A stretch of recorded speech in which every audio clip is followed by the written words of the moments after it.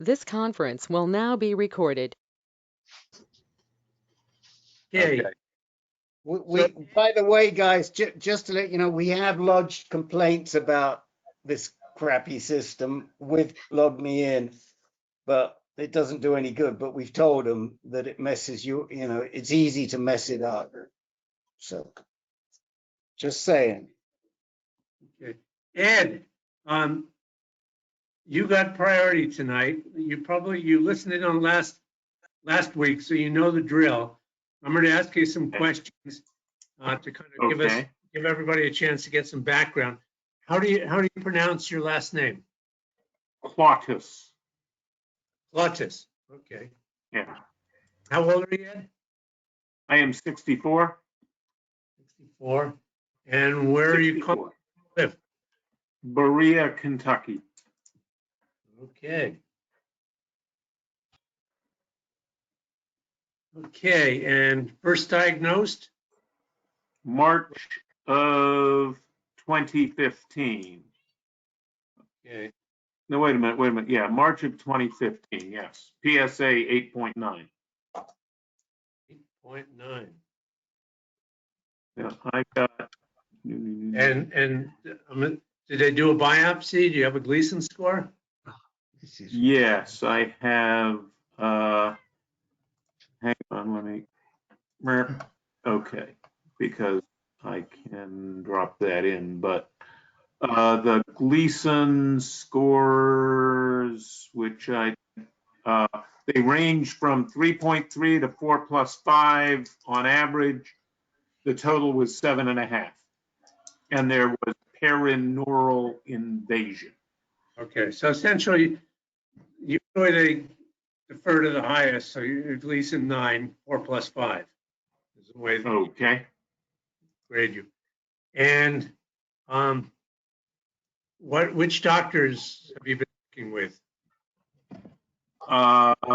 Okay, started out with a urologist in Fairfax, Virginia, moved to an oncologist in Fairfax, Virginia, then moved to an oncologist in Lexington, Kentucky, and most recently, about a year ago, moved to the University of Kentucky Markey Cancer Center with a genitourinary oncologist by the name of Dr. Peng Wong. Okay, I think that name is a bit familiar to me. I've heard it mentioned before. University of Kentucky, okay. Correct, place called Markey Cancer Center. Okay.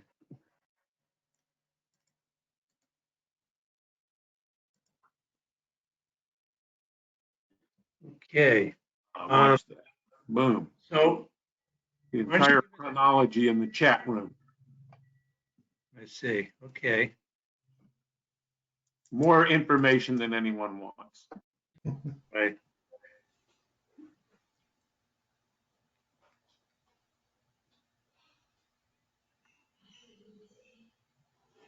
Okay, I don't know if I want to read it all right this second. It's definitely 4.5 Gleason, it says after the surgery. Right. 4+5. Okay. Okay, and you've got extensive bone mets.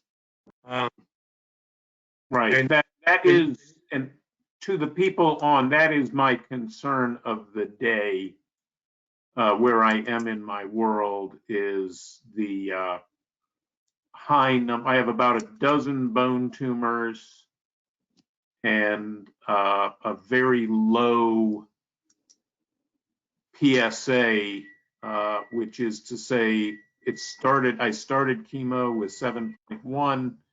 I now have a chemo of PSA of 3.7, but the radiologist says that whoever reads these things, said that the tumors were growing. Mild, moderate uptake in income or something like that. Okay. Okay.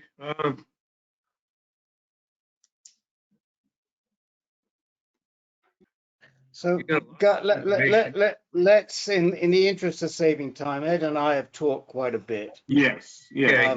Exchanged a few emails for sure. We haven't talked, I should say. We've exchanged emails. The bottom line is that there are a number of issues. I was not familiar with Ping Wang, I think, or Peng Wang. But there are a number of issues that would concern me about the treatment. And I encouraged Ed to look further afield. And he's kind of settled on Paul Korn at MD Anderson, who Dr. Peng is familiar with. And so it works well because there's a mutual degree of confidence. And the question in the face of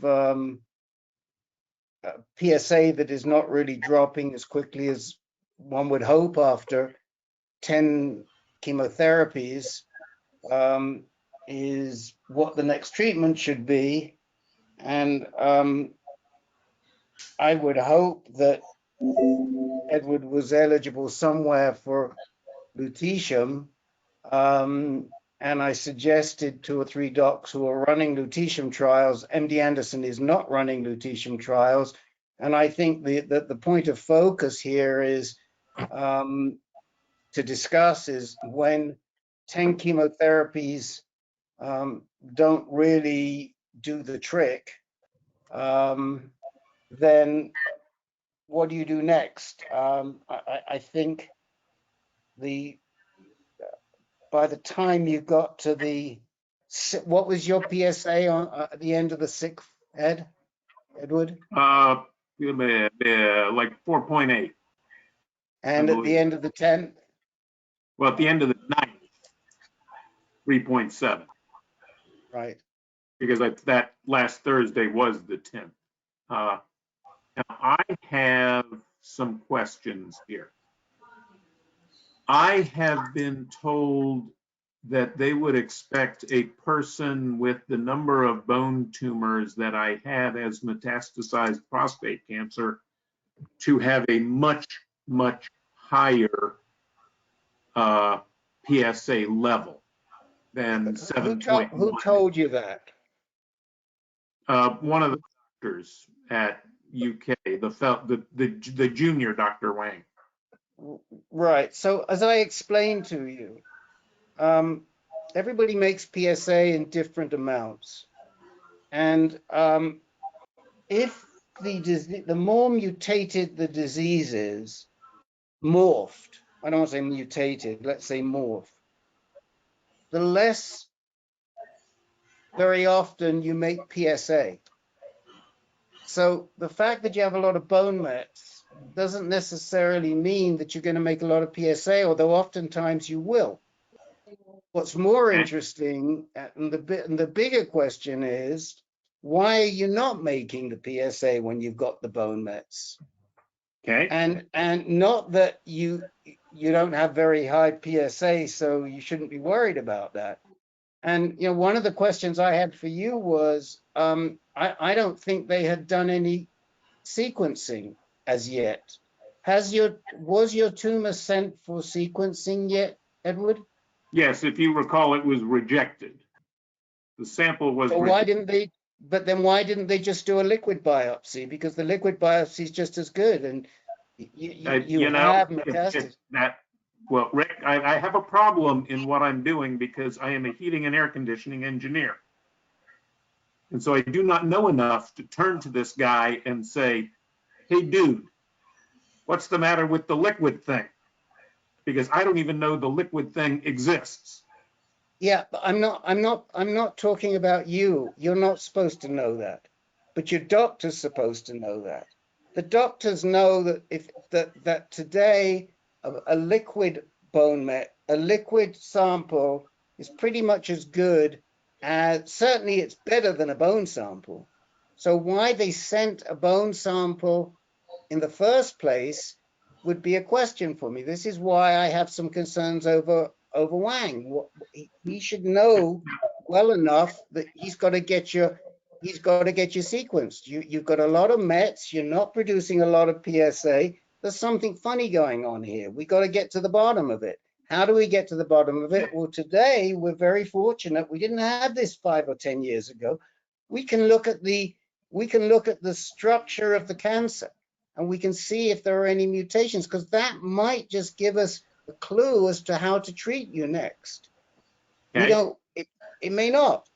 But Right. this is why it's important to get yourself to somebody who is a little more either experienced or knowledgeable. I don't know what to say, but I Gotcha. think, okay, enough said. Now, okay, so I have said to myself, and in cooperation with Dr. Wong, if I'm going to go somewhere big. Okay, don't drive to Cincinnati and say you're doing something. So I said, I'll go to MD Anderson. I counted up, they have 19 genitourinary oncologists on their website, as opposed to 2. All right. Now, it has not been established by anyone so far in the medical field that lutetium is a good thing for me. Okay?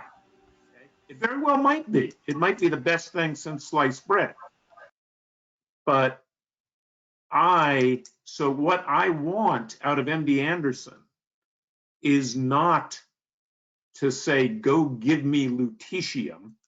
I want them to say, this is the right thing to do, given the information we have. It might be lutetium. It might be, chocolate covered anchovies. Yeah, that's the problem though, Ed. There isn't a lot of might be's.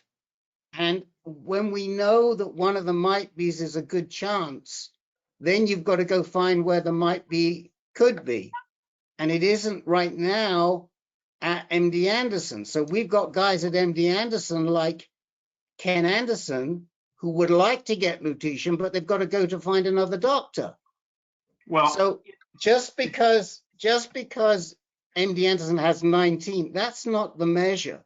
And my guess is that when you count up the 19, you're counting up radiation oncologists as well. They're not all GU Med Onc. I mean, again, you've got to know what you're looking at here.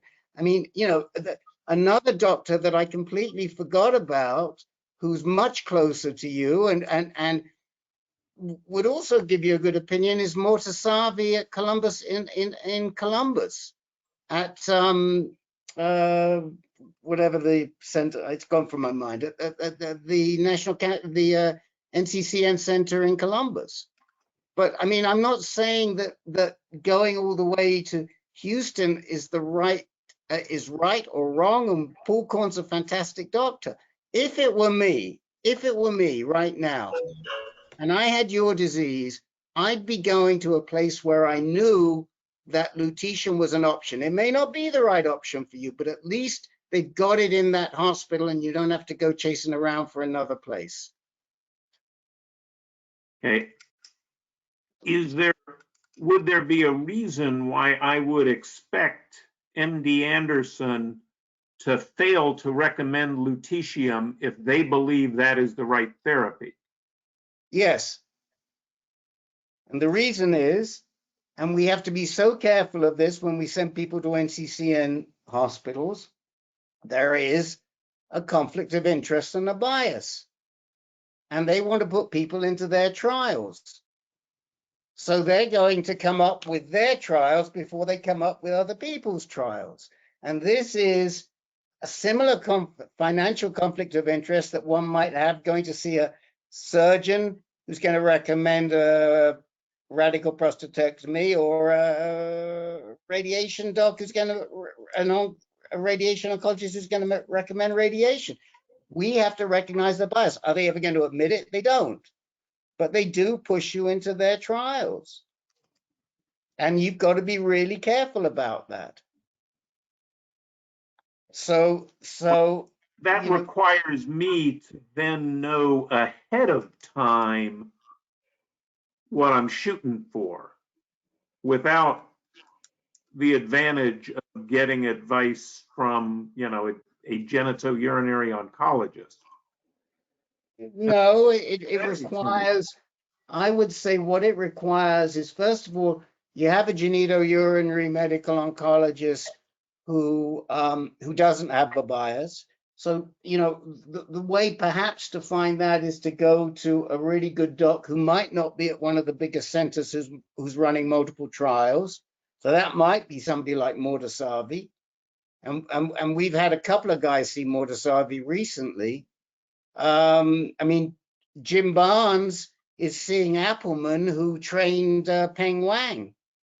And Jim may have an opinion in Pittsburgh. Jim may have an opinion on where Appleman might send you, or to go to somewhere who at least has a trial with a treatment that is a good alternative for you. I mean, that's how I would analyze it, but everybody's going to analyze it their own way. Well, I mean, other guys, my other moderators, what have you got to say on this issue in terms of selecting a GU medical oncologist?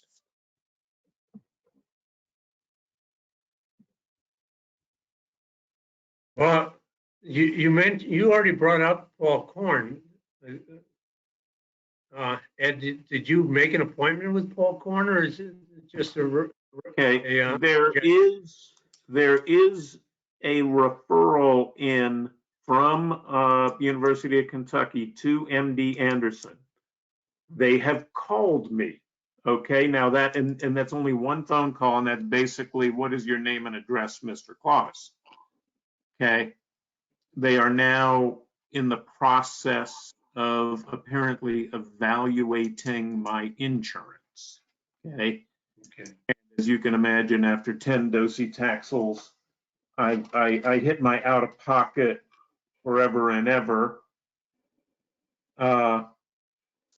So anyway, that sorry, I got my. Yeah.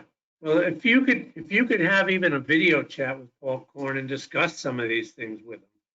I mean, the advantage of our gathering is that we've got guys who are going through various different treatments. And my take is, with extensive bone mets like you have, the LU 177 might be the go-to treatment. But I don't know. I'm not a doctor. If it was me, I would certainly discuss that with a really reputable, medical oncologist who has extensive they probably are going to get lutetium. Dr. Wong said they thought they were expecting to get lutetium in February at UK.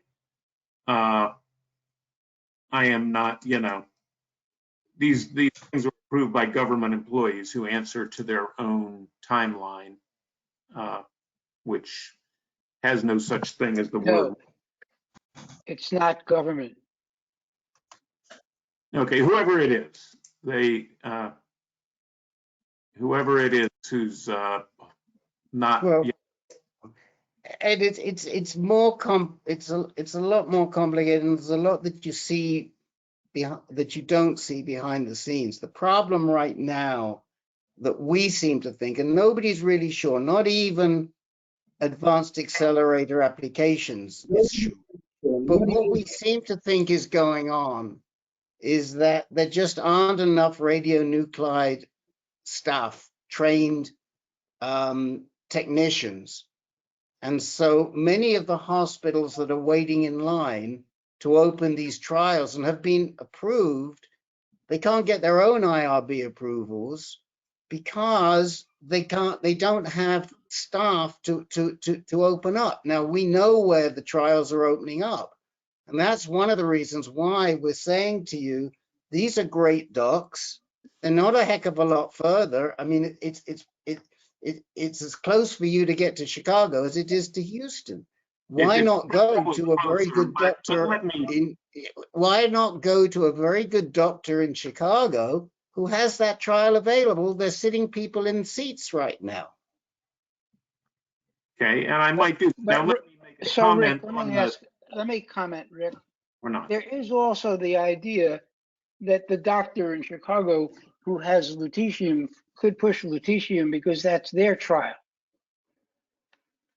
Yes, That makes absolutely logical agree. sense in our conversation. So, I mean, I really would like to see a neutral party evaluate and say, if you want lutetium, we'll send you here.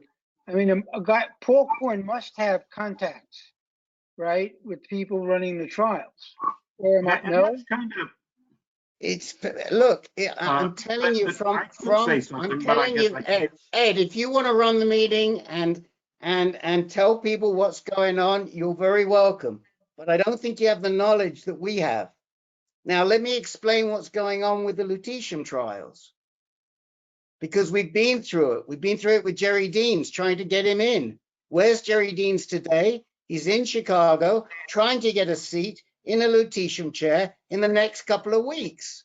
Now, the problem is that even people like Dan George and Charles Drake, these names don't mean anything to you, Ed, but these are some of the biggest names in the field. They can't get these guys in. The only way that we can get guys into lutetium trials is if they're eligible for a certain trial. There are a couple of trials that are opened up. Edward Clautice is not eligible for either PSMA 4 or PSMA edition, or you go to the hospitals and you get in line, which is what Dennis McGuire has done with Shmulewitz, and now he's in line to get the lutetium trial. It's not working because we thought that's how we could move Jerry over from Duke to Chicago, but it didn't work. We had to use some grease to get him a quick appointment because we had some grease in the system there, and we got him a quick appointment in Chicago. And he's out there meeting Stadler and Shmulewitz today. But what I'm telling you, Ed, is when you've got a disease which is relatively serious, it's not clear where to go next, there's still a lot of bone mets, you've been through 10, you're going to need something different and something more exceptional. Now, we haven't discussed what else there is outside of lutetium, but you've got some knowledgeable people sitting here with Len and Herb. So maybe there are other things to consider. If it were me, I probably would try to get myself into a lutetium trial right now. There are bispecifics that might work for you. There are other exotic things that we think probably could work, but we're seeing the lutetium work. So Rick, here's my problem. I think we need to know more about this tumor. We don't, Ed, you haven't had a scan for what's called PSMA, have you? I do not believe so. Can I just one comment that I was trying to make? One small comment I was trying to make. Distance to me is essentially irrelevant. No, that's what I'm saying. Ed, If yeah, it's I in agree. Seattle, I'll do Seattle. No, I agree with you, but I think here's the big if for me. You're telling us that there's a disconnect between what your physician says is a large number of tumors they see on imaging versus your PSA level. Correct. Okay? They haven't got the diagnostic tests that are going to tell us more about how your tumor might respond to drugs are not done yet. There are molecular diagnostic tests that can be done from circulating tumor cells or biopsies. Your biopsy didn't work. They need more information. We need more information about what this tumor's characteristics are before we order. And what if it turns out that your tumor doesn't make PSMA? Then, in fact, lutetium may not be the optimal drug. So my argument is that I would say you need a better workup before we even decide on a therapy. If your tumor has certain characteristics, genetic modifications, which you don't know about, or particular characteristics such as a neuroendocrine variant, the therapy is then tailored to that type of tumor. So I would say, and Rick, you can, I don't know if you agree with me or not, but I'd say we need better information about this tumor from a first-class cancer center. Yeah, I absolutely agree with you that we need sequencing yesterday, although sequencing isn't going to tell us anything about the lutetium, No, but we PSMA imaging. need a PSMA trial in order to see if you're PSMA sensitive. But that said, if I'm going to start that workup, I would want to do it at a location where there is an open lutetium trial, because if it turns out that I want the lutetium, it's going to be much easier if I'm doing it with a doc who has an open lutetium trial. And that's the big problem right now. There's very few open lutetium trials anywhere in the country. And, you know, the benefit of coming to a group like this is that we know where the seats are available. We know where we can send you. So, you know, so you've got choices of very, very good doctors. It's not like the doctors running these trials are poor, unqualified doctors. So that's why, if it were me, I'd be choosing a doc where that option were available if I wanted to avail myself of that option, and not then have to try and get myself a seat at the time. Okay. Now let me ask Rick. These trials have a tendency, and again, I got to dip down to being a heating and air conditioning engineer, but they're very specific. And they're like, here's a lutetium trial for a left-handed, one-footed person who has a PSA count of 13.2 or whatever, right? I mean, I start reading sentences that mean nothing to me, but I can tell that they are very specific. Right. So the answer to your question is yes, we think we're not docs. You need to look yourself.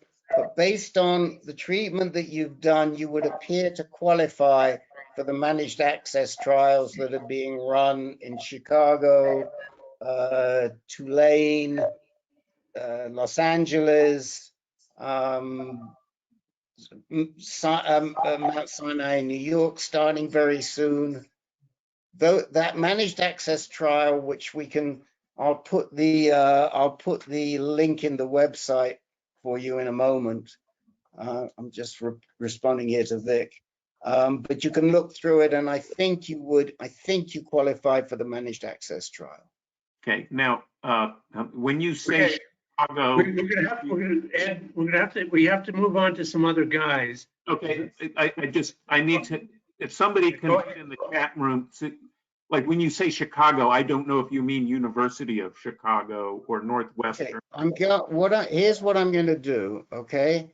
I'm going to put the trial in there. The problem with the trial is it doesn't really it isn't clear where the trials are available.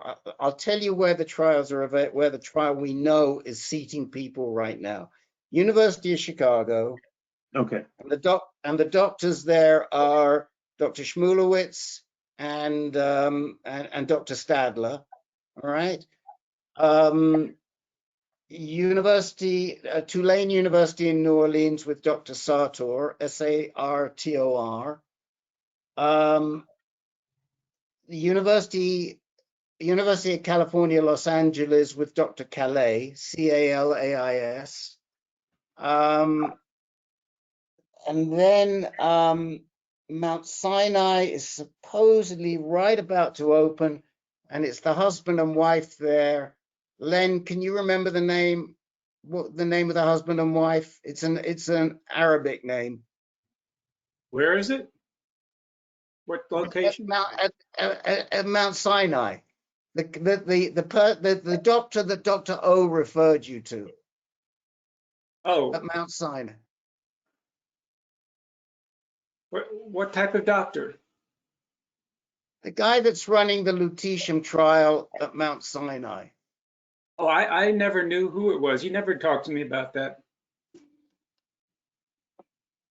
Okay, anyway, Ed, a number of Yeah. things to check up on. You got Chicago, you've got New Orleans, you've got LA, and possibly soon in the shoot, yeah, New York. So start investigating those places, okay? Do some homework. Will do. Thank you all very, very much.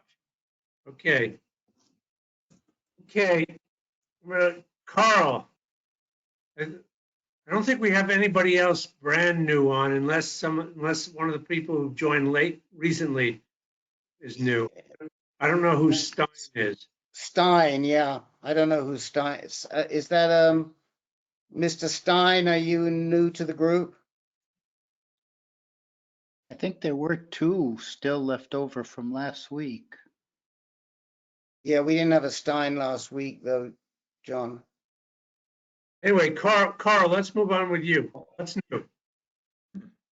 Okay. And forgive me if I've already discussed this here. I don't think I have, but I have reached a critical point with my trial at Weill Cornell. It is the 12-week mark. And at 12 weeks, there's a evaluation of where everything is at. I had a gallium-68 PSMA scan last Wednesday. On Tuesday, I had my 3rd infusion of Keytruda. The week prior, I had a CAT scan as well as a whole body bone scan. The bone scans and the CAT scans have shown status quo. Nothing new per se, sclerotic healings, but nothing really earth-shattering.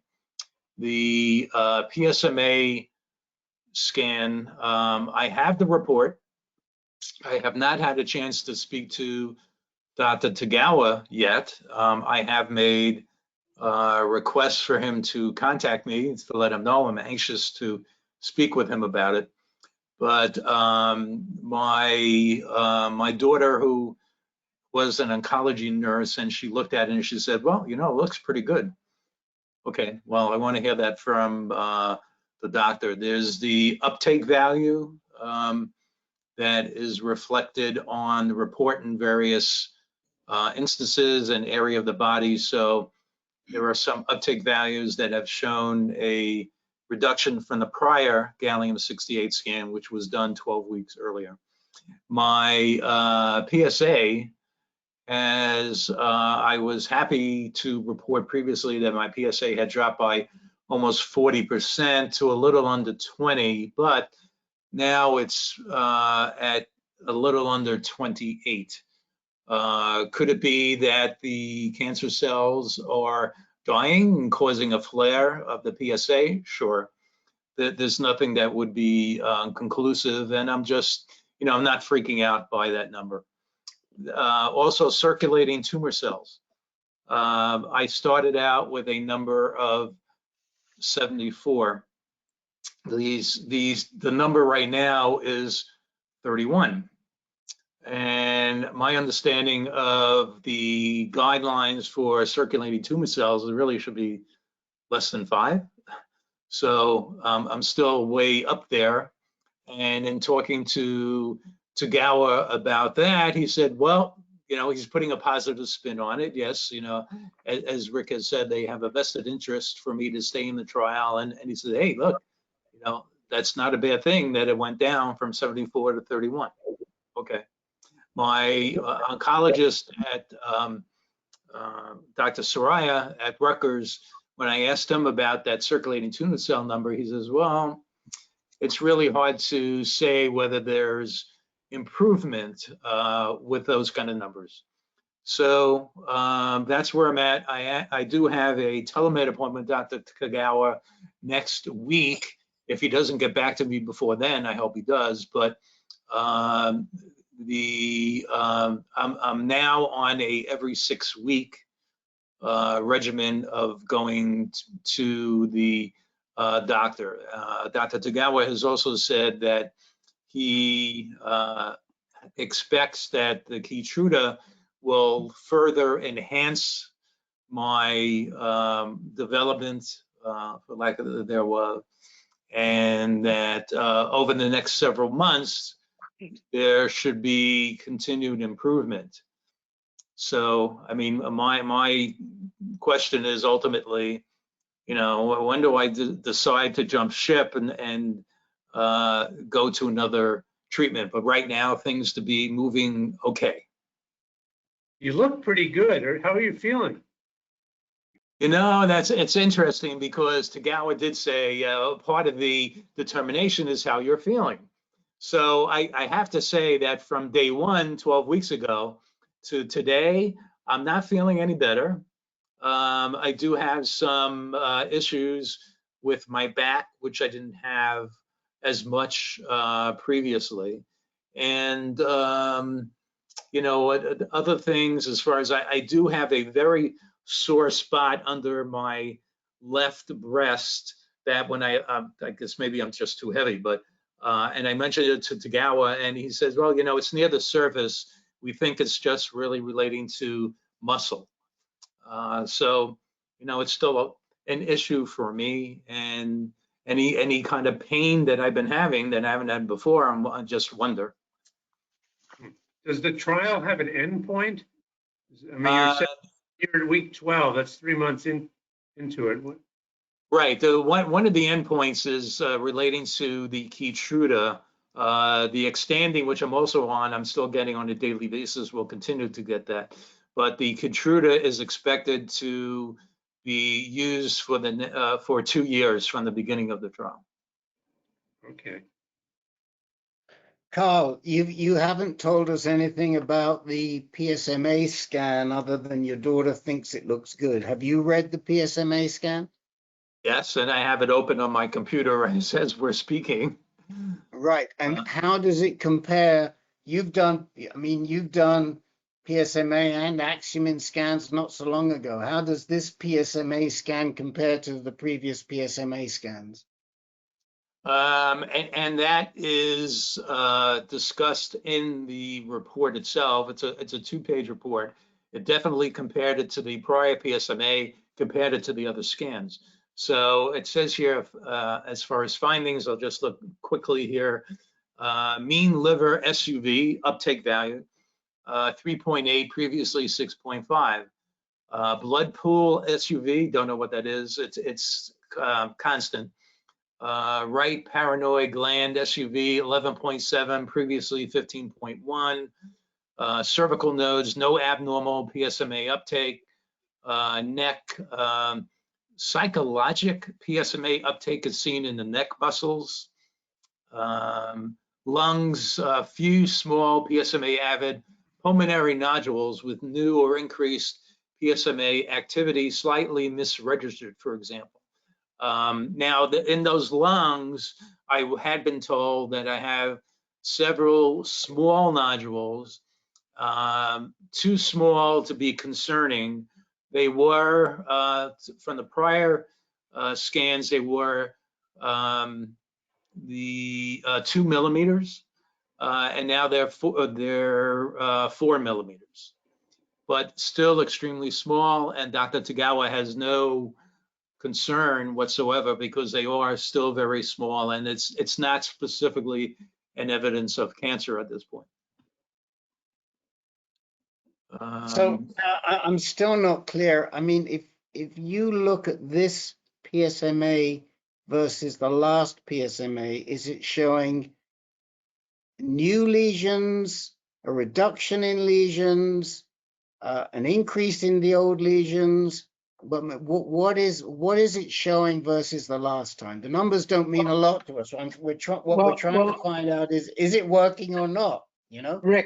Rick, the fact that the numbers are lower would seem to me that it's taking up less gallium-68. That's, I think, what those numbers, SUV numbers, mean. And so my inclination is to say they, for the most part, are less than they were in the previous scan. So I would argue that, yes, this seems to me to be good news, Carl. Yeah, well, let's also just briefly, because this had been identified previously, bone/soft tissue, PSMA avid osseous lesions, some unchanged and some decreased. For example, unchanged uptake in right posterior acetabulum sclerotic lesion, SUV 4.3, previously 4.6.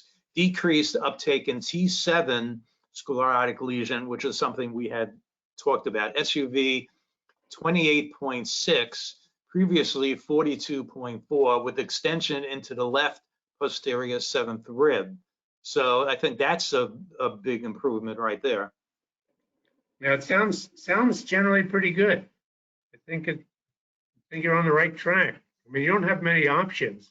As long as you're happy with the treatment, I think you're Yeah, the treatments are manageable. There's no real side effects from either the Keytruda or the Xtandi. Right.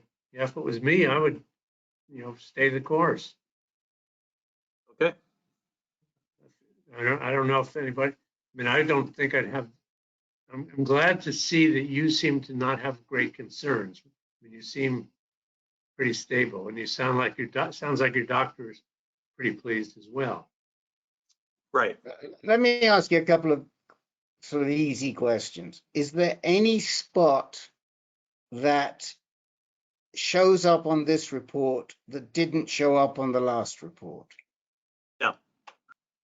Okay, so that's a really good sign. So there's nothing new. We're not seeing anything new on this report, right? Right. What we're not sure about is anything on this report smaller than what was seen on the last report? We know the SUV uptake, but a lot of times on these PSMA reports, it's reported that this is smaller, that is smaller. It doesn't sound like this report is doing that for you. There is a mention that says decreased uptake in the T7 sclerotic lesion. As I mentioned, SUV 28.6, previously 42.4, with extension into the left posterior 7th rib associated with soft tissue component, 3.5 times 1.2 centimeters with epidural extension, which is better delineated on prior MR. Decreased uptake on T8 left transverse process, SUV 26.9, previously 37.4, and adjacent left posterior 8th rib 14.9, previously 28.7. I don't see anything specifically of what you're trying to find out out of the report. So I think that is the question that you have to ask. That's what you've got to get together with him and ask him. Okay. And say, compare, put it in simple terms. Is there more, is there less, or is it the same? Any new spots, a reduction in the old spots? That's what you've got to check. Yeah. And this is John. That word psychologic, I think is probably physiologic. And what they mean by physiologic is normal levels of uptake for that particular tissue. So that's like saying normal. Right, you are correct. I do see it says physiologic, yes. Thanks. Okay, well, this is generally good news. This is happy news that I'm hearing from you, Carl. So yeah, I just needed to get confirmed from Tagawa, right? And I will definitely ask him about new spots, old spots, and sizes, and yeah. Right, good going. Thank you. Okay, Dennis Correa, you said you had something you wanted to bring up. Let's get to that, right? Dennis? Yeah, I'm mic is on. I guess I can't. Oh, here I am. We can hear you. Yeah, just had blood work done a little over a week ago. Got the results, and my PSA went from 4 down to 2. The 4 was just before I had my biopsy, and So that was probably the last relevant. There was another PSA taken that went up to 11, but that was shortly after the biopsy and primarily due to the inflammation and stuff of the prostate at that time.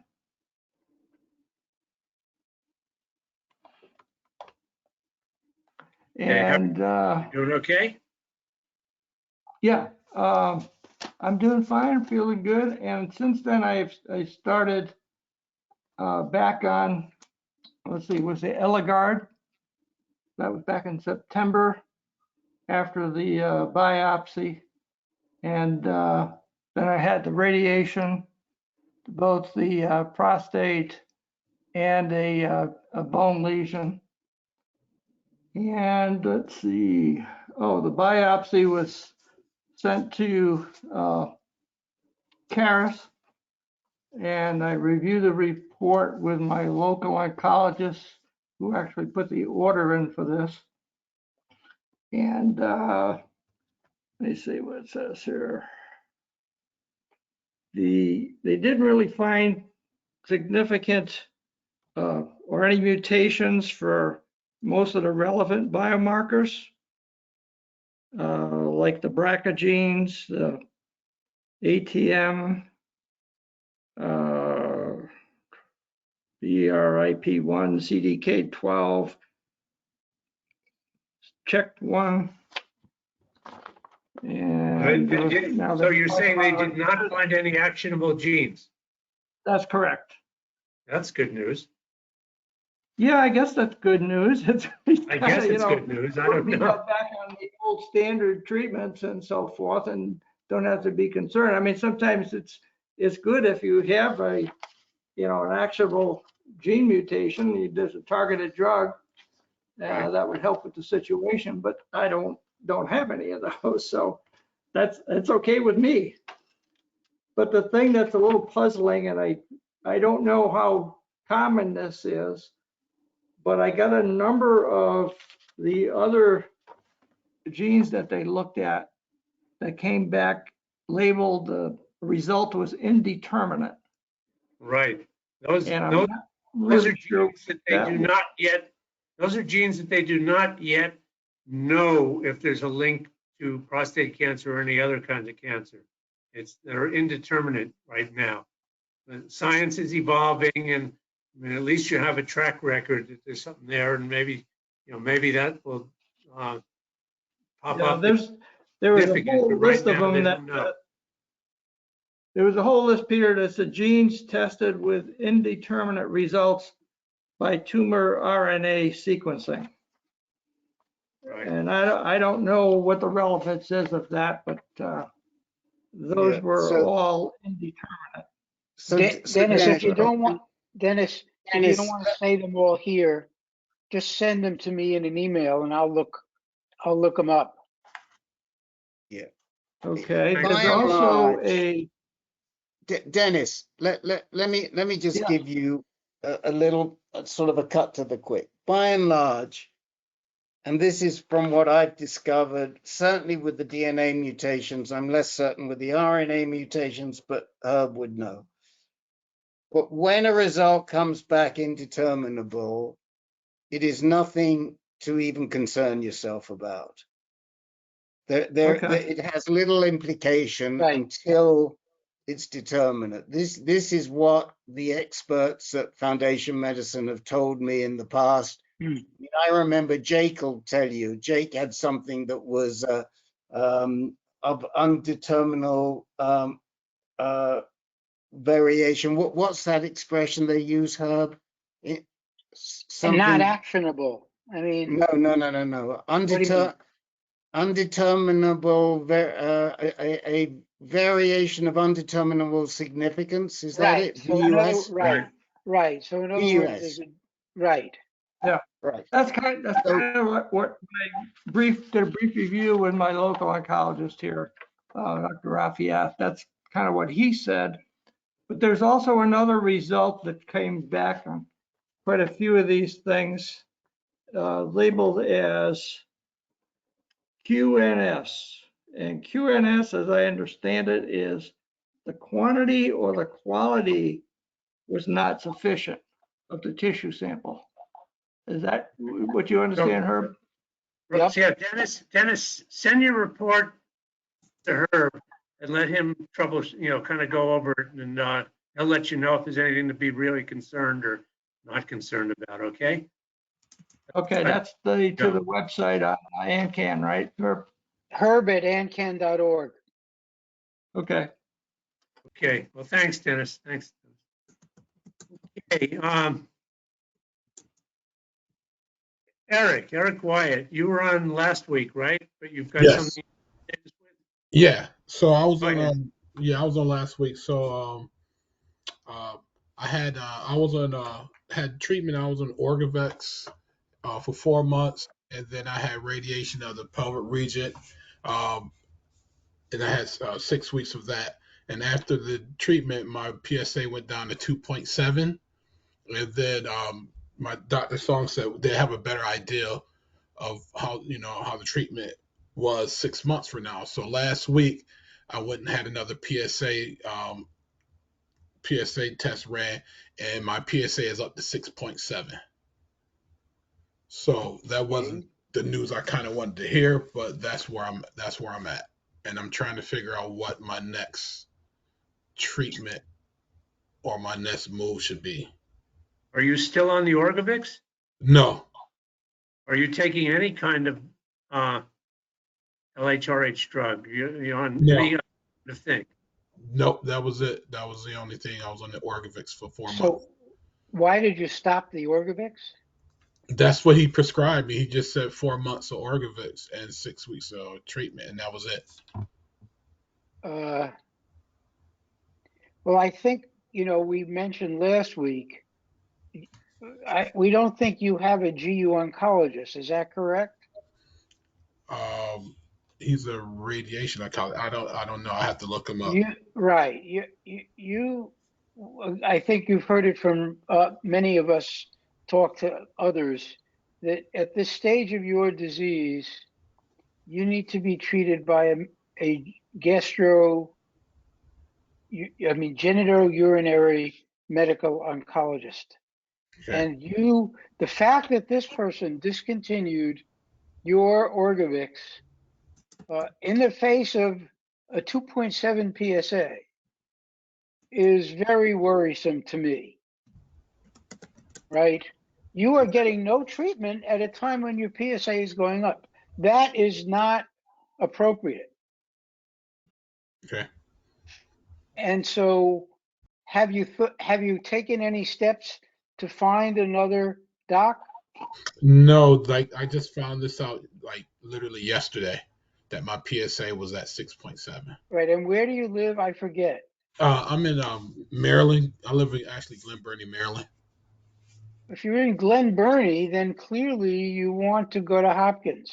So my Dr. Song is from Hopkins. I'm at Hopkins now. And he's a GU Doctor who? Dr. Song. Okay, I don't know him. He's a radiation oncologist. We've discussed this before, and I just wrote to Eric. Yeah, I think I was out today, Rick, so I didn't see it. And my concern is this is a tough one because I don't know. First of all, as I said to you, you've got to have a GU Med Onc. You've got to have a quarterback who's a medical oncologist, Eric. Mm-hmm. And you may be eligible for the lutetium trial, but it's not really clear if I didn't realize that you had stopped the Orgovex when I wrote to you earlier today. Mm-hmm. And the reason how long ago did you stop the Orgovex? My last pill of Orgovex was in August. Okay, so the fact that your last pill was in August and you're seeing an increase today to 6.7 is doesn't necessarily mean that you are castrate resistant. It could well just be that the Orgovex has worn off.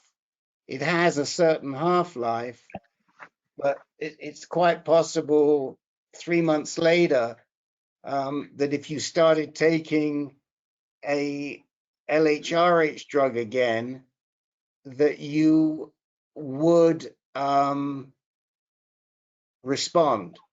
And if you respond, then you're not going to be eligible for the lutetium trial. So forget that lutetium trial that I sent to you. I thought you were castrate resistant.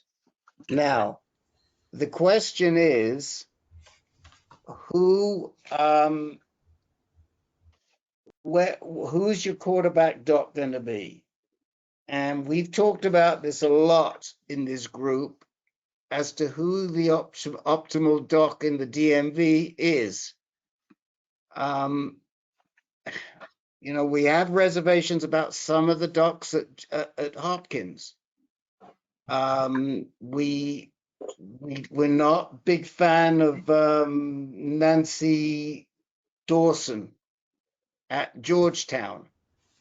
There may be a decent doc in Fairfax.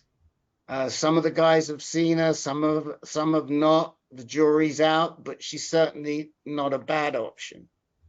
I just don't know what to say to you about who to see. If it were me and I was going to go to Hopkins right now, I would probably choose Pienta. Ken Pienta, Pienta. Pienta. And we'll connect you to Jimmy. Jimmy isn't here today. Jimmy Greenfield, who sees Pienta. But the other choices that we're aware of would be Carducci, Denmead. Anybody else at Hopkins, Herb, that I've forgotten? Well, actually, I heard at the PCF meeting, a younger guy from Hopkins, and I can find his name, who was pretty impressive. Okay. I mean, I don't know how he deals with patients, but at the PCF meeting, his presentation was pretty good. Okay. So I'm going to try to find his name. Yeah. So my next appointment, they had scheduled already 6 months out, was November 30th. So I have an appointment with Dr. Song on November 30th, but I'm trying to figure out, what to do. Well, November 30th isn't that far away. I would go, I mean, the thing you can do, Dr. Song is a radiation oncologist. Is that what you're telling me? Yes. I would use the Hopkins patient portal and send him a message saying, I'd like to see a GU medical oncologist. Which of the current ones do you recommend? Mm-hmm. Doesn't mean you have to use them. But I think it also gives them notice that you need to see a GU Med Onc. So he's not aware that your PSA has gone up. Is that correct? I just found out yesterday, and I emailed him yesterday when I found out. You did? Yes. Okay, well, I would email him again and say, you want to see a GU Med Onc. Okay. Right. If it was me, I would move on this pretty quickly because. Yes. Hold on a second. Don't just say, I want to see a GU Med Onc. Tell him who you want to see. That because otherwise you might get somebody that we might not think is the optimal. I mean, the problem with Denmead, I mean, he's a really nice guy, but he's a bit of a one-trick pony. You know, he tries to get everybody to do BAT because that's his bipolar androgen therapy, because that's his shtick. And so, Herb, would you say either Pienta, or will you send the name to? Will you send Eric the name? I'm going to try to. I'm looking for it right now, both on the PCF website and in the Hopkins website, but it's going to take me a minute or two. It's not, it's pretty impenetrable. And Eric, here's what I'm going to do. I'm going to send you a message with Jimmy Greenfield's telephone number, and you can talk to him about Pienta. Okay. And then decide if Pienta's the guy. I'm being very diplomatic about Carducci, but Yes, there and are I'm other not, people I am too. on this call. Okay. Who, I mean, look, I'll let you talk. Gary Peters, speak up about Carducci. You're seeing him. I'm seeing him. I talked to some other doctors, and all of them say he is excellent. I have trouble communicating with him personally. He's not, he responds very quickly when you send him a message, but I find a lot of his responses are curt, like he will say no, but he won't say why, which is difficult for me to work with. But I have yet to talk to a medical professional who has anything negative to say about him. Okay. And I think it's agreed that he does not have the best bedside manner we've ever seen. Okay. Right. So Eric, I mean, I think that's a fair comment. I mean, it goes back a long time that we've seen this with Carducci going back 5 years. He's very difficult to communicate with. He's a very smart and capable doctor, but he's very difficult to communicate with. And that's why we don't recommend him.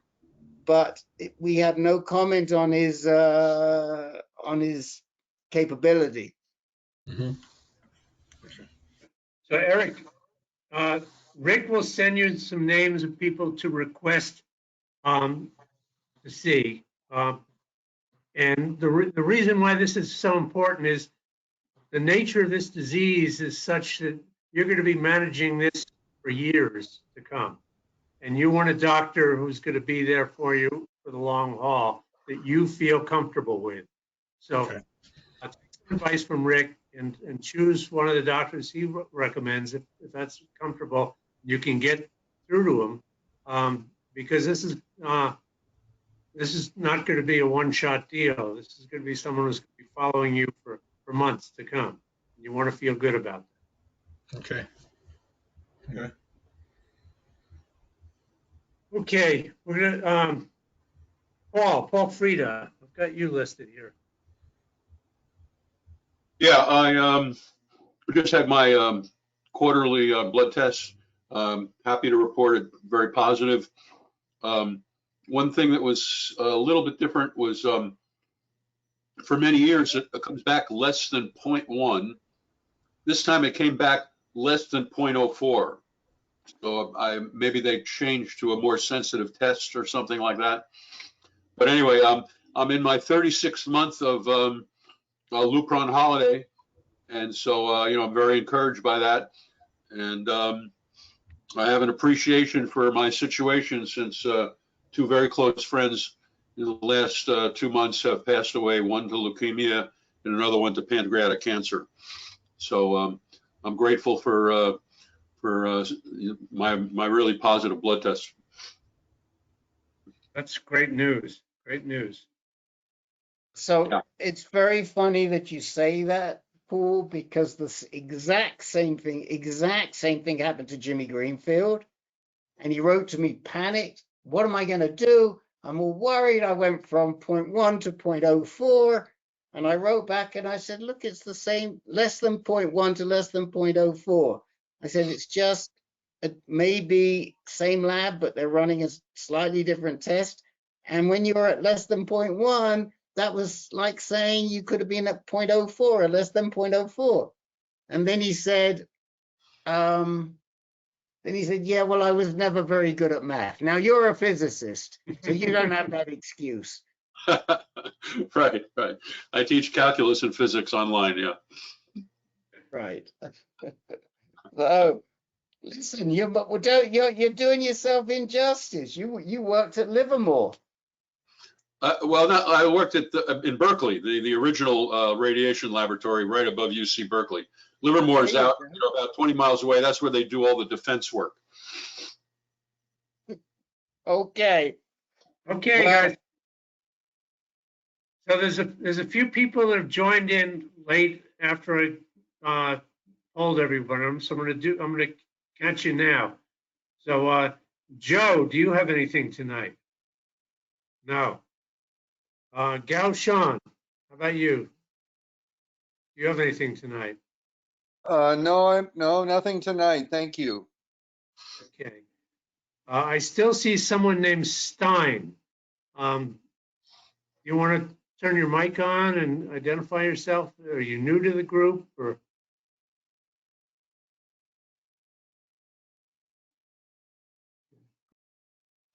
Carlos, how about you? Do you have anything tonight?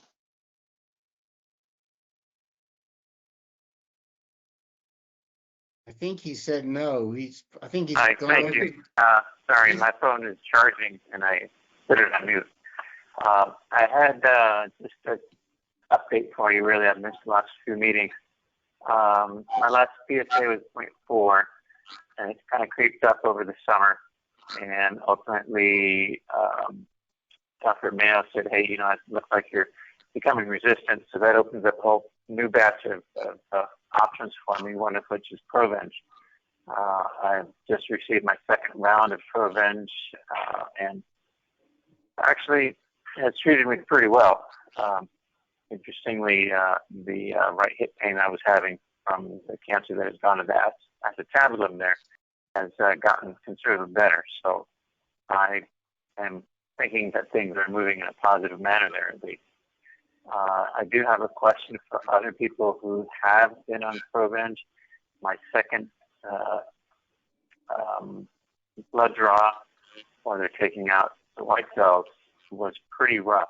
And I'd like to get some input from somebody who went through all three, and sort of you learn each time what side effects are expected and which ones are pushing it to the edge, which is what I think my phlebotomist was doing. Because essentially I went numb from the lips to the face to the ears to my chest. And I think she just wanted to get it wrapped up rather than slow down. And I don't know these pieces and parts of that process. So if somebody can enlighten me, I would appreciate that.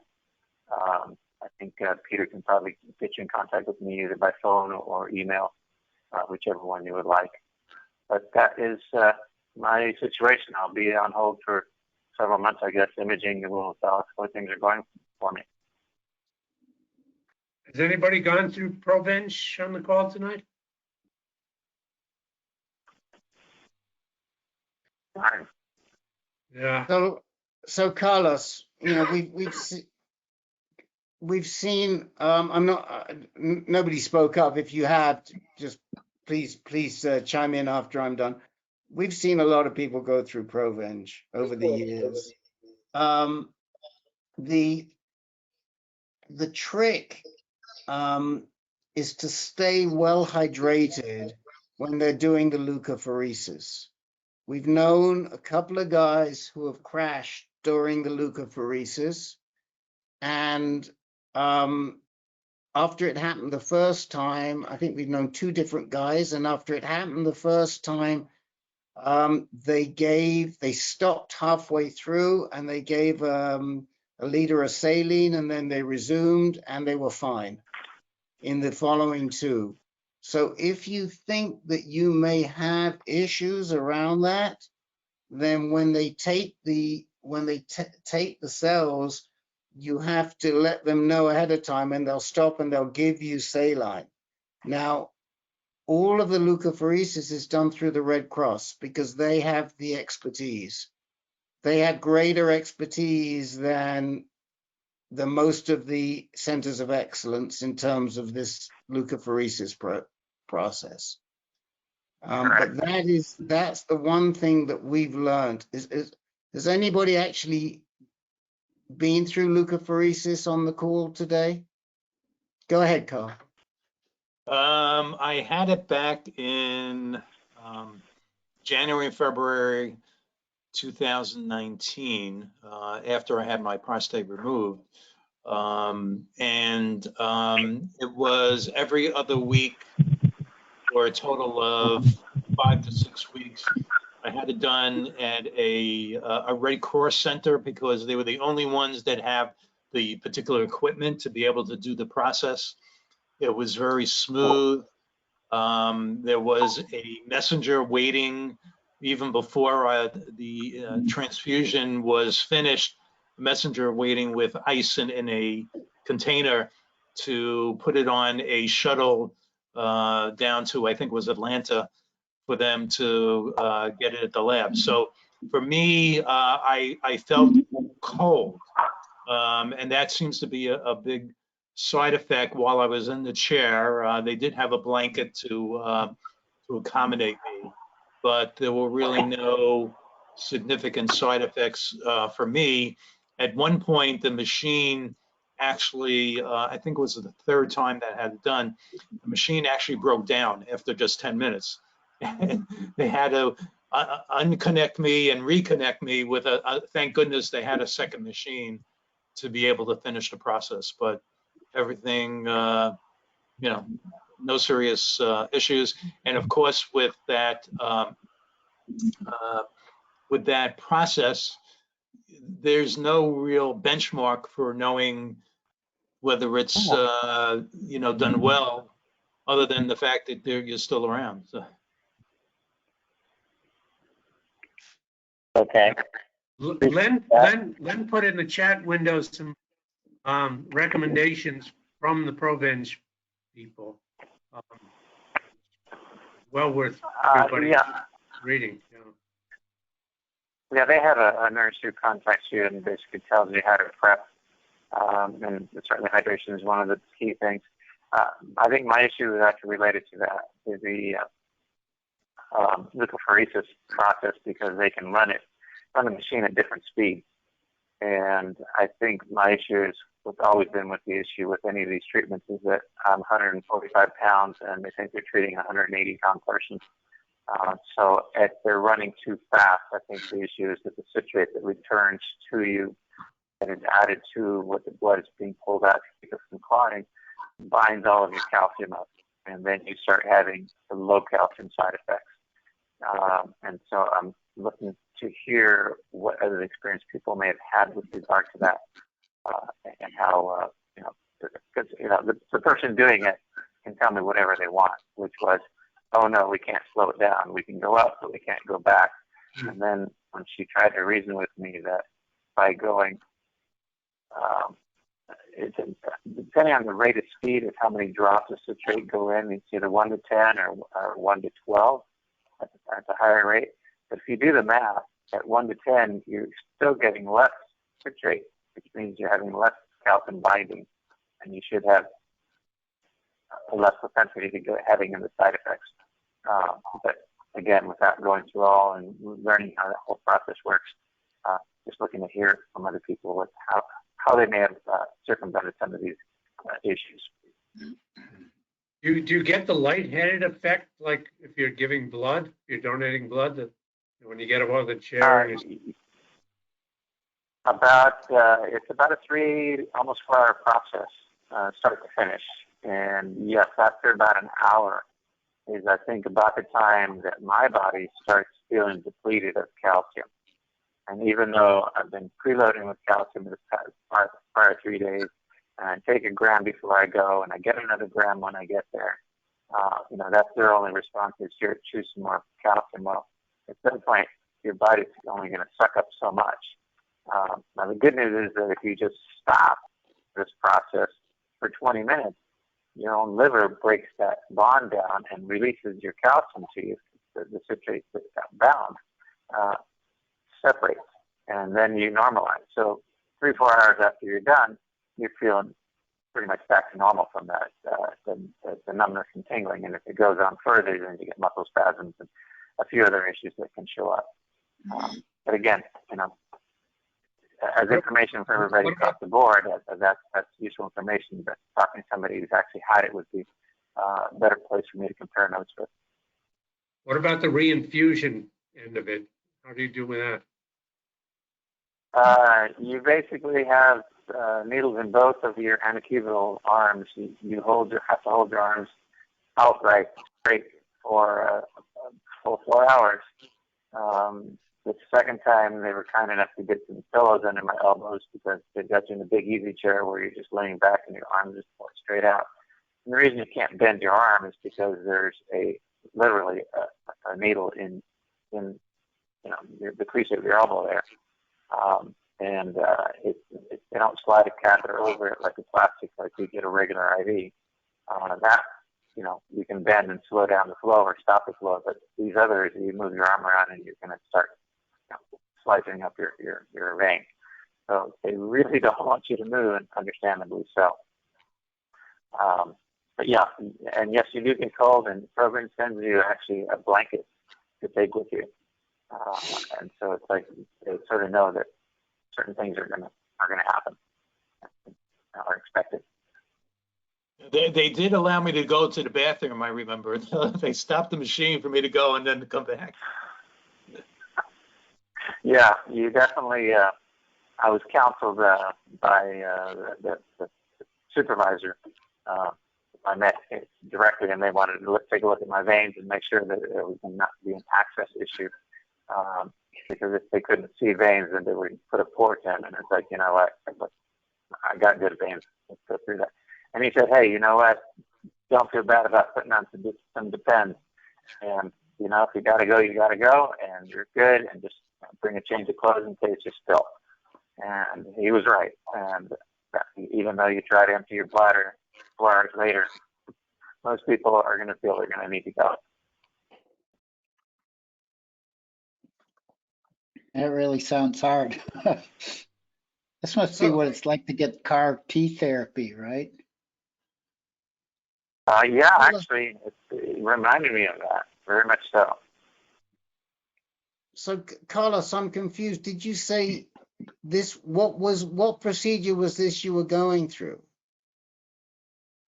They call it leukapheresis. So basically, it's as if anybody's right, giving what blood, was it for? they understand the size of the needle. But was it for Provenge? That is how you administer the Provenge process. No. You need to My question is white this. cells out and have them treated. Yeah. We know. We don't need an explanation. When you went through leukapheresis, was that for Provenge? That is correct. Okay, but I thought you were asking us about going through Provenge now. I am going through Provenge now. I've been through my second round of leukapheresis and had to endure a situation that I don't believe should be the case. And I'm looking for someone to verify or clarify. Right. And so you have one more to go, and when is that scheduled? I just got it yesterday, so it won't be for 2 weeks. I'll get my next blood draw 2 Fridays away, and that will be the end of that process. If we hear of anyone who's had some challenges with Provenge, we'll certainly put them in touch with you over the next week or two. Nobody comes to mind. That'd be great. I appreciate that. But some others would, for sure. Okay. Thank you, Carl. Appreciate it. Les, you joined us late. Do you have anything tonight? How are you doing? Was that me? I didn't hear. Yes, it's you, Yeah. Les. Yeah, I'm doing fine, and I've got nothing for tonight. Thank you. Okay, and Rusty came in and out real fast. Okay, we're at a point where we got a half hour to fill here. Who has? Who's Stein? I mean, who's Mr. Stein? I've asked several times. We don't know. A lurker. Okay, people are welcome to be anonymous. People are welcome to listen in. People are welcome to participate in any way they want in our sessions. And just so you know, I think the waiting for name, I believe, is Sylvester. I think he has some computer issues. He's come in and out. Yeah. Okay, you know what? It could be me because my name disappeared and my audio has still been on. So I don't know. It is. I ended up logging off and coming back on. Okay, it is you, Carlos. Let's revisit a couple of things here. I certainly have a question for Dennis Correa, but I want to come back to something going on in the chat window for Eric. Carl, you said you saw Catherine Handy Marshall at Hopkins. How did you feel about her? What was your response? What was her manner like, et cetera, et cetera? Would you feel comfortable if she was your quarterback doc from what you could tell?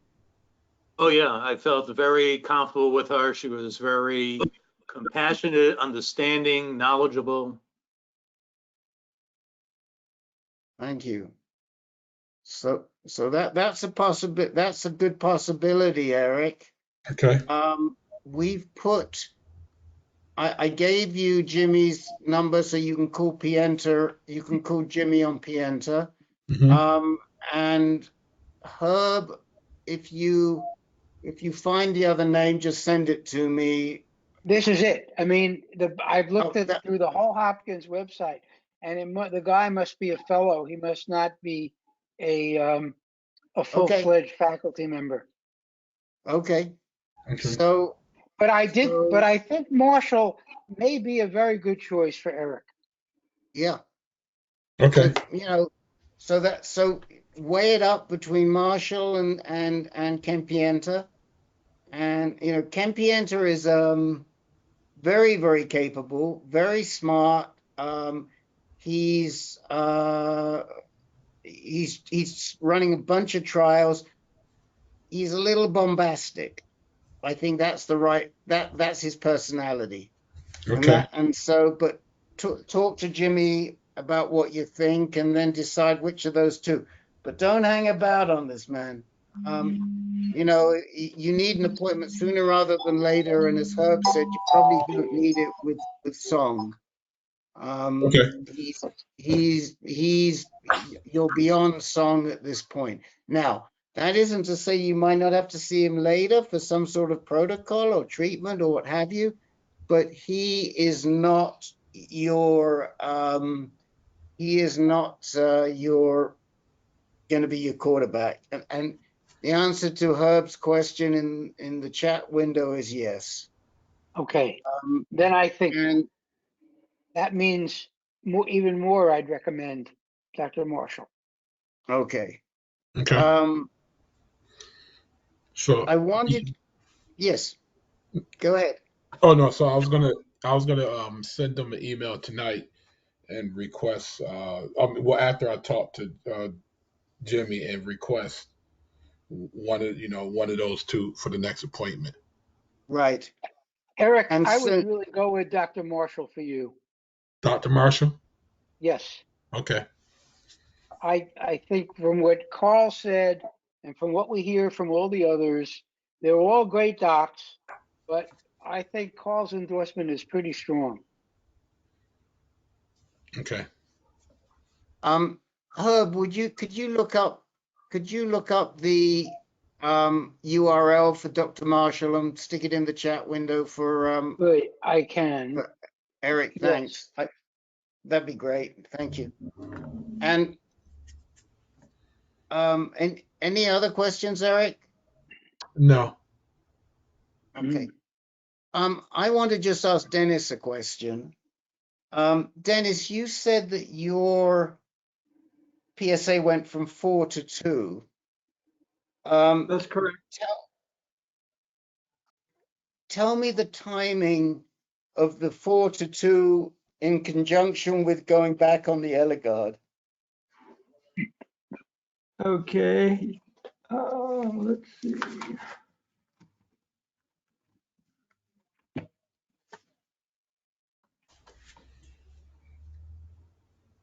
PSA was 5. Let me give you the Eligard first when I started back on that.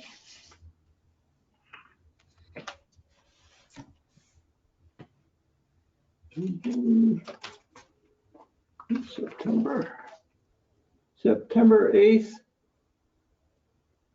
is when I started the Eligard, first dose, 90 day. And I believe it was September 7th. No, that was when I had the 11.5. And before that would have been. Did you say 11.5? Yeah, that was after my biopsy. I had the biopsy done. That's when it jumped up when I had the biopsy in September. This was like a week after. And then, okay, back to, but I had a 4. Mary Lou, you got the PSA chart over there? Yeah, just a minute. You want both of them? Yeah, I wonder when I had the 4. For some reason, I can't seem to find it in my mess of paperwork here. Oh, my recent testosterone is dropped down to 4, too. Yeah. Yeah, the read 4.6 was in July. 4.6 was July, the end of July. Okay, but I'm trying to get a handle on what's happened to your PSA since the Eligard shot. What's happened? What's your PSA done? So the day before you got your Eligard shot, it was 11.5. And have you? It's interrupting my conversation I'm having here. I didn't answer. No. Go ahead, Rick. I'm sorry.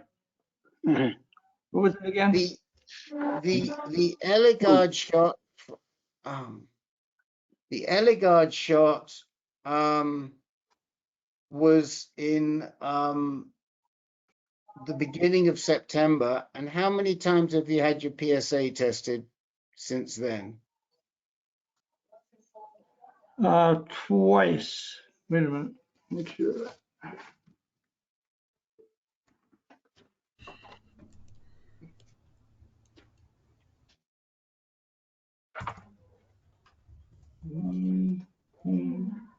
Yeah.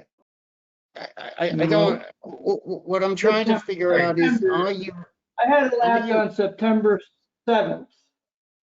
The same time I got the result, and then I got the Eligard injection. Right. After that lab. Since then, I really haven't had the one that I had. That was the 11. That was on the 7th of September. And then since then, just this one here recently. I just got the result on. Okay, so in other words, you got the Eligard shot in early September, and 2 months later, your PSA is down to 2. Is that right? Yes. Yes. Okay. So that's what I was trying to get at. So what we're trying to figure out is, how are you responding to the Eligard? Because in the past, for ages, the hormone therapy kept you at less than 0.1, and that's why you went on a vacation, right? Yeah. So now we're saying, do we think this is going to get you back to where you were? you're heading in that direction, you know, it can take 3 to 6 months to get back down again.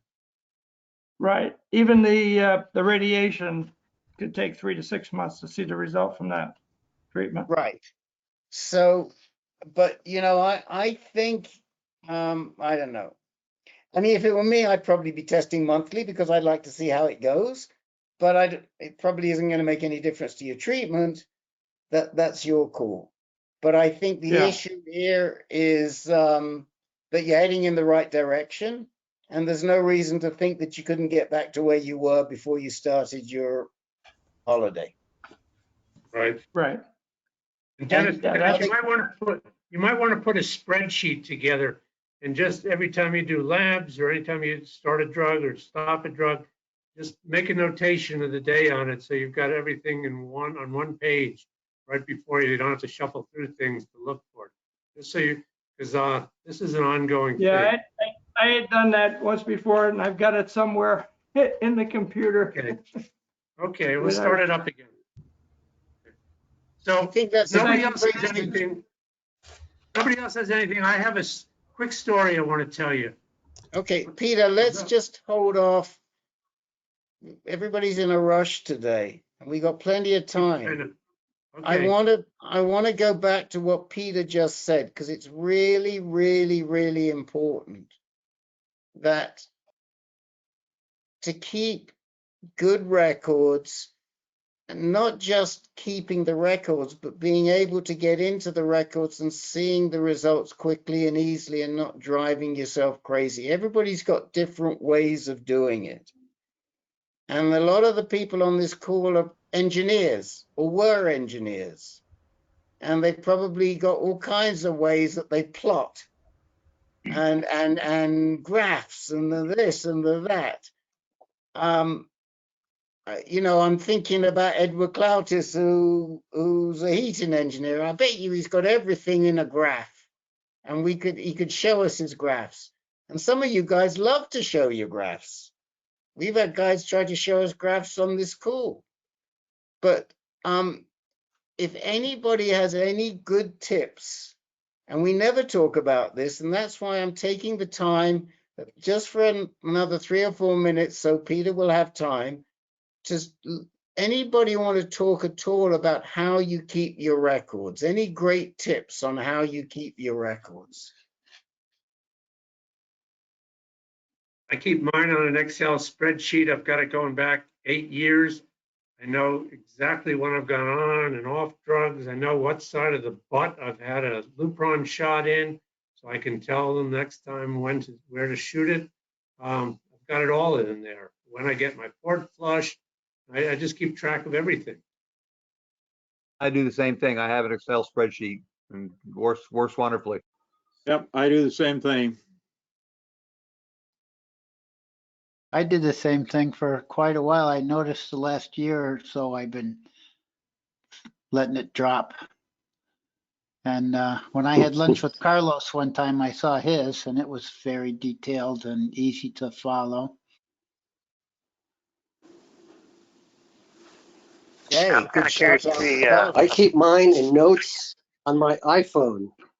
I have a medical set of notes, and they include all the lab results from every test I've had, the MRIs. Each note is different. I can have photos in there if I want. I've got 11 years of PSA tests. But I didn't find the need to put it in Excel, even though I've used Excel since they invented it. There's so many other things that are involved. The photos of the test results, those are tough to put in an Excel spreadsheet. But lots of numeric stuff you can do. Hey, Rick, you remember the citizen trial that I went through? I think maybe some other guys too. Yes. That's another, I don't even know if they're still an ongoing concern or not. Haven't heard anything from them, but. They were bought, and I forget who bought them, and it wasn't so long ago, but they were bought by a bigger company. And as far as I know, they still have not opened up to prostate cancer. But if somebody Googles, somebody like me Googles Citizen, we could probably find out who bought them pretty quickly. This is Vic. I was wondering, I have a question if there's time. Go ahead. So I was diagnosed back in May with metastatic widespread skeleton. CT scans showed no soft tissue mets, and I'm going back in after 6 rounds of doxycycline, and I've been on ADT since the start of diagnosis. I'm going back in to get a CT scan because there, he recommended 6 rounds of the doxycycline along with the ADT, and he's going to be starting me on Abby soon, and is the plan. But I'm getting CT scans. Is there any time I should be pressing for PSMA, or just wait until the PSA number starts to climb before I look for PSMA scans? Or should I be getting PSMA scans now? What's your PSA right now? The last one I believe was 1.7. It just I was diagnosed, it was 9.7. Going down. And so far, you've had 6 rounds of docetaxel and Yeah, ADT? that's what. And I'm continuing on the Eligard, right? Yeah. Eligard, and adding in Abby now. You're adding in Abby, so it's sort of like the Peace 1 trial, or it's sort of like exactly. what I got. Okay. I don't think you need it yet. Okay. All right. Right. If it was me under this kind of treatment, I would wait and see how the chemo works and so forth, and just keep. How often do you do PSA testing? Generally monthly at this so far. So keep a close eye on it, and if you start noticing any upward trends, like once, twice in a row or something like that. Well, I mean, again, Peter, I mean, you do a PSMA scan if you think you're going to use PSMA directed therapy,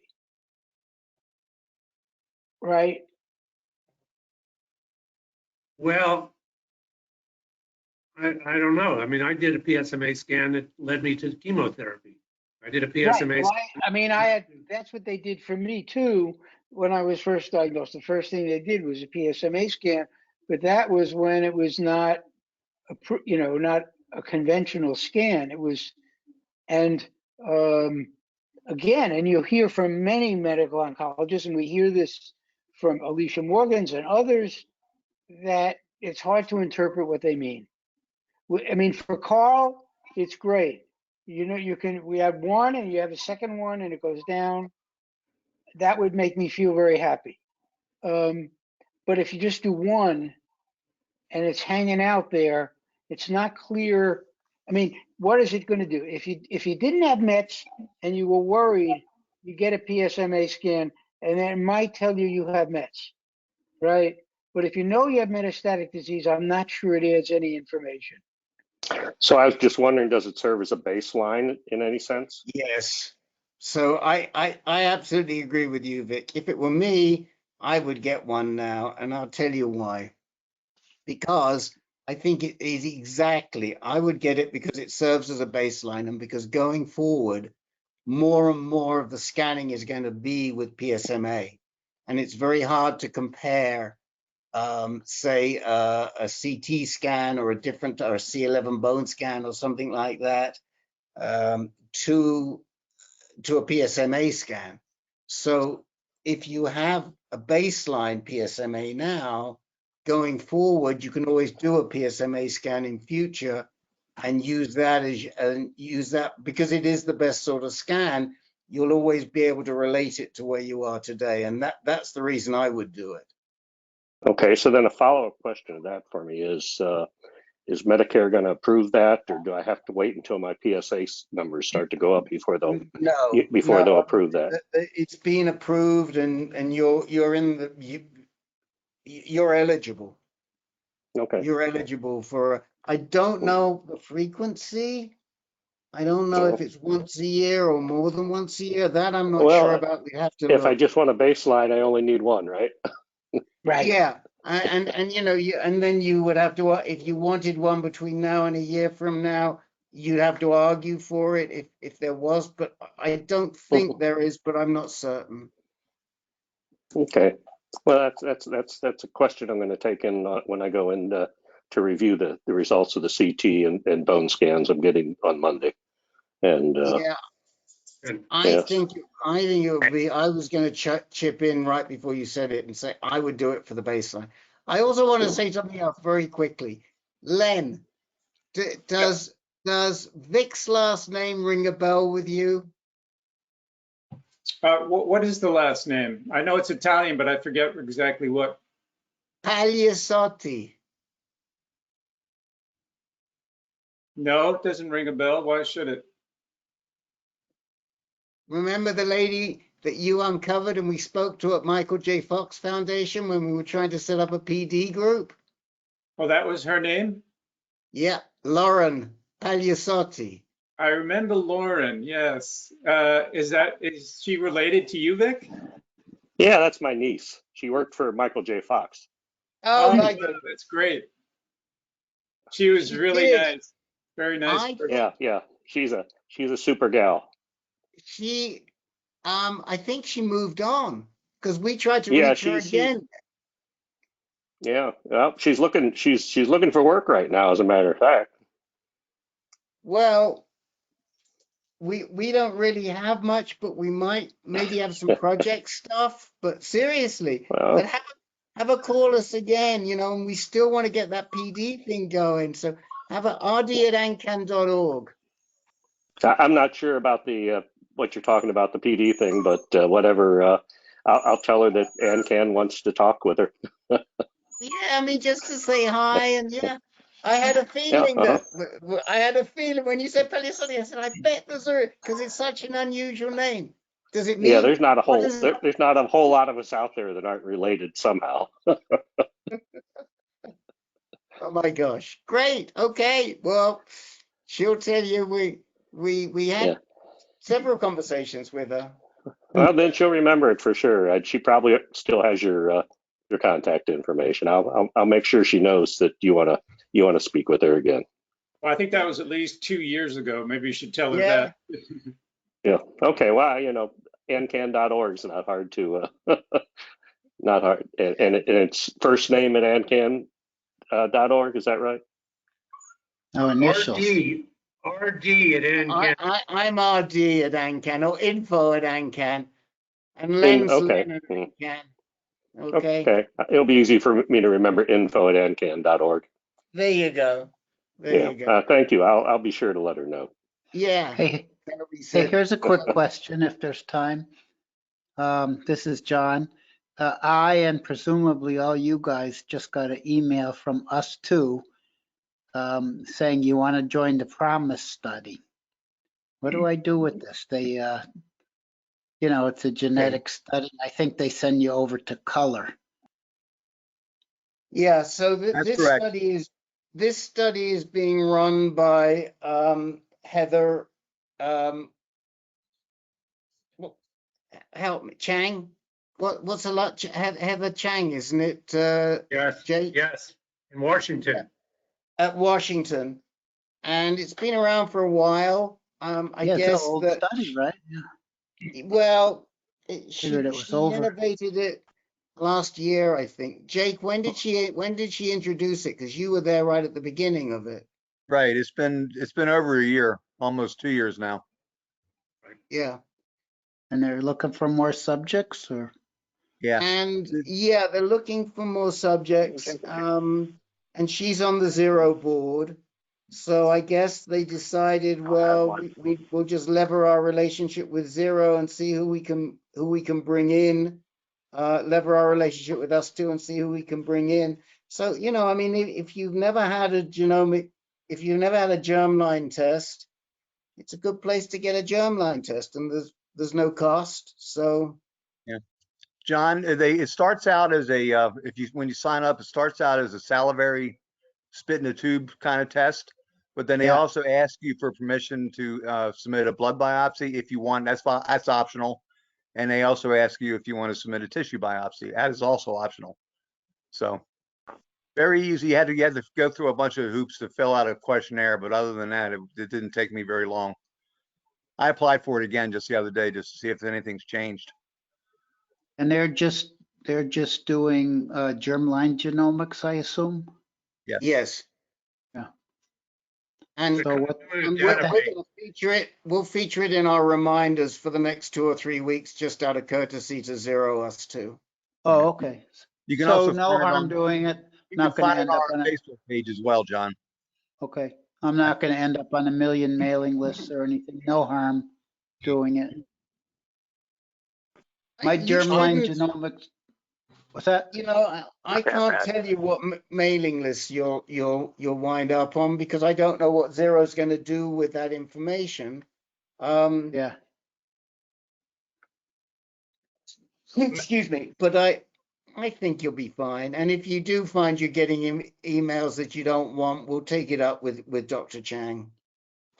Okay. I think my original germline stuff was done by Invitae.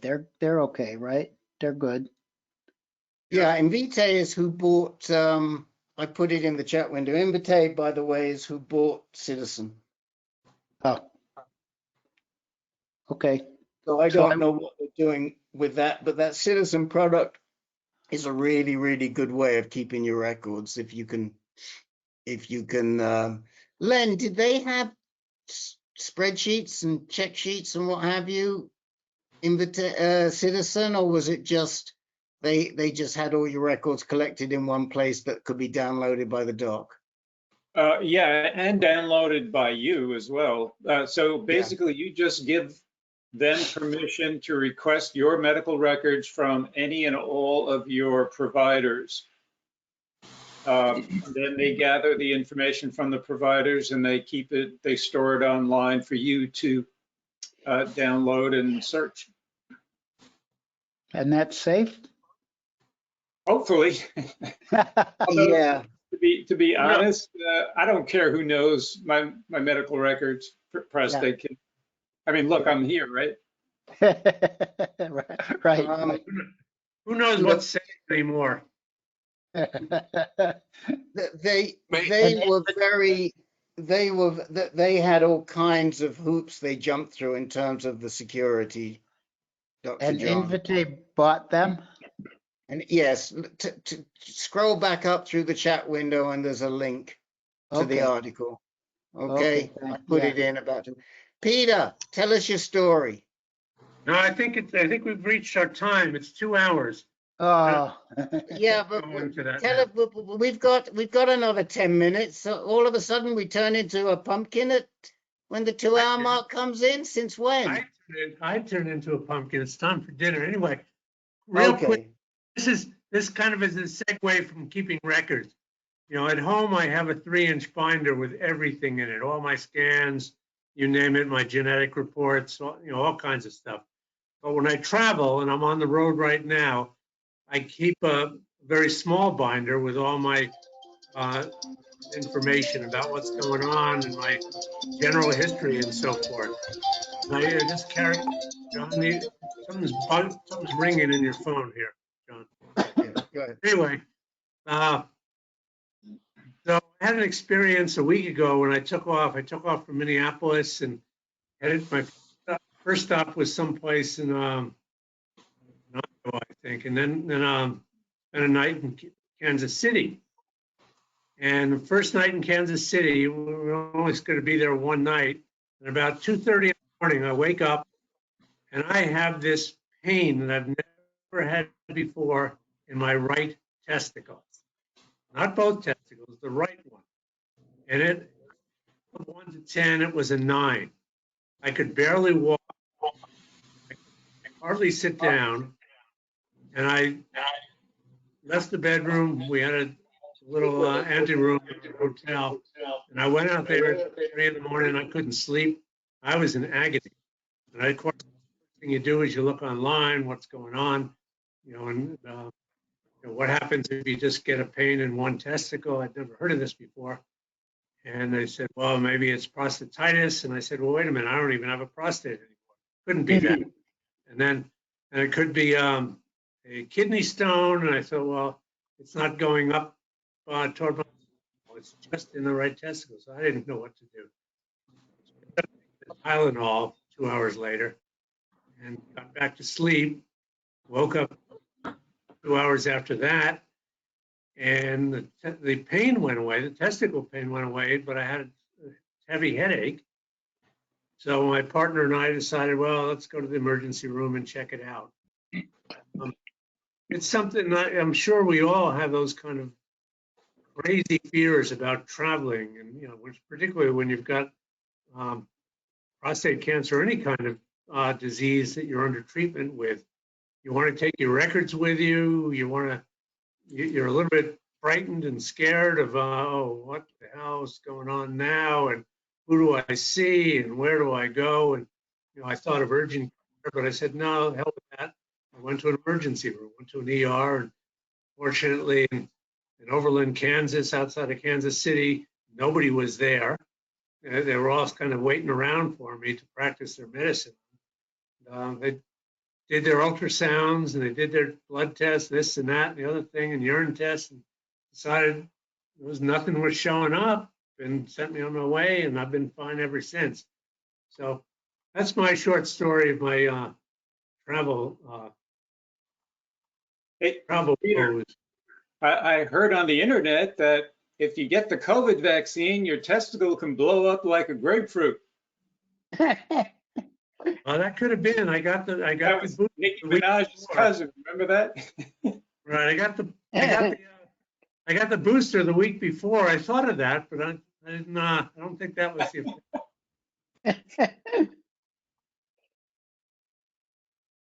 If I was in Arizona, it might be the size of a grapefruit, but I'm not there yet.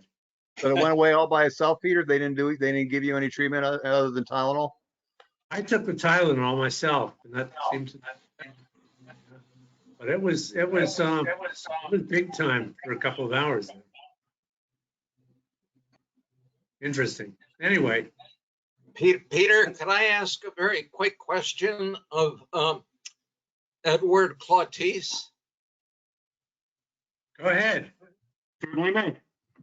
Well, I think, thanks, Edward. He shared his email, so I'll just send an email. Thank you, Edward.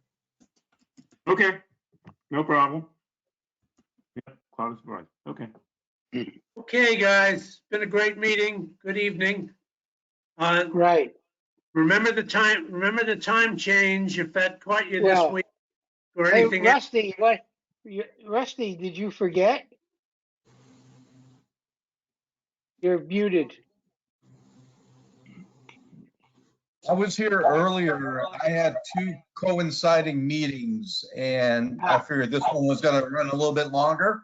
So I made that first meeting and jumped over here. Sorry.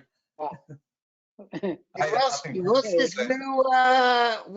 this new beard action we're looking at? What? It's a bit white, man. Is this your Santa Claus? Is this your Santa Claus? No, this is a mandatory uniform for New England. After October 31st, you have to get into your black and red plaids. Right, your hunting gear. No more fishing. It's hunting season. Right. Now. Fishing in November.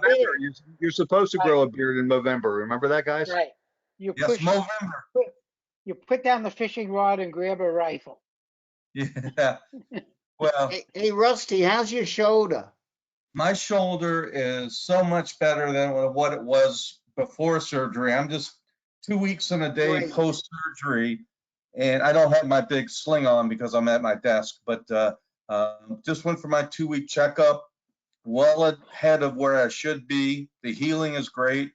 Good. I was in so much pain before that the surgery itself and the recovery has been a breeze because of the condition my shoulder was in. Yeah, it just happened at show and tell too. So I don't know if you'll be able to see. Yeah. Okay, that's a tore up. The ball is disintegrated there. See, there's no smoothness to it or anything. Yeah. And this is my current status. Huh. Oh. Nice. That is from today. Wow. Cool. So if I gained any weight, I'm going to say it's because of the metal that they put into me. Right.